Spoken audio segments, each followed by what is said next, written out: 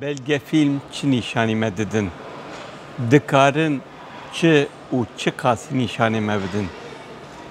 Belge film çi qasî mühîm in? Hûn dikarin gelek pirsan li ser belge filman bikin. Lê em dizanin ku belge film kêliyekî jiyanê nîşanî me didin. Ew jiyan dibe ku şerbet dike ku kêfxweşî be, dibe ku tiştekî ji rêzê be. Çima ez van dibêjim, anha belge filmekî li ber destê me bû me temaşe kir. Li ku derê li sêzdemîn Festîvala Fîlman a Boğazîçî. Kîja belge film, belge filmê bi navê Li ber Siya Spîndarê.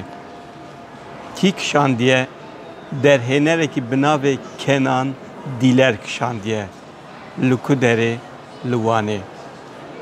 Belge film çîroka Mîkaîl Haskanlı nîşan dide. Mîkaîl Haskanlı kî ye?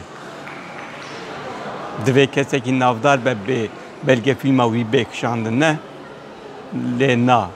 Mîkaîl Haskanlı kesekî ji rêzê ye. Li Wanê dijî zanîngeh xilas kiriye û li kafeyeke bi navê Eskîcî kafe dixebite.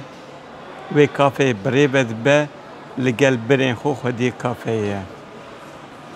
Mesele ev e? Na, jê wê de tir heye. Xeyalên însanekî çi ne? Xeyalên Mîkaîl çi ne? Bavekî mele be û zewcî be, bi ser wê re jineke din anîbe, bi ser wê re jinekî din anîbe. Bifikirin em qala çendan dikin. Mîkaîl kurê wî bavî ye. Mîkaîl dixwaze aram bijî, dixwaze dema ji rê derbas bibe polîs li nasnameyê wî mêze nekin. Dixwaze kesekî bi muzîka ku gelekî dengê wî bilind tê wî aciz nekin. Kesekî wisa ye Mîkaîl Haskanlı. Di belge film de em çîroka Mîkaîl Haskanlı çîrokek ji rêzê lê çîrokek balkêş û çîrokekî xweş dibînin. Mesela gotinek wisa heye mişterî yani kirîner mafdar e. Bazigan wisa dibêjin. Lê Mîkaîl di kafeyê de wisa nabêje. Na, dibêje em vê diguherînin. Mişterî ne mafdarin yani yên ku tên kafeyê ne mafdarin.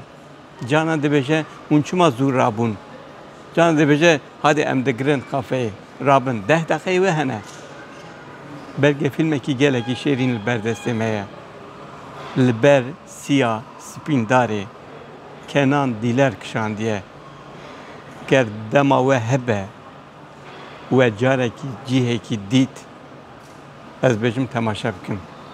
Di festîval de wê carek din bê nîşandayîn, îro cara yekê bû. Helbet belge film li festîvalên din de jî hatiye nîşandayîn û ev rêwîtiya xwe ya festîvalan dewam dike. Saeta derhêner xweş û her ku Mîkaîl Haskanlı ye, em hêvî bikin bila jiyanekî wî xweş hebe. Belge filmekî şêrîn li ber destê me ye. Kerem bikin.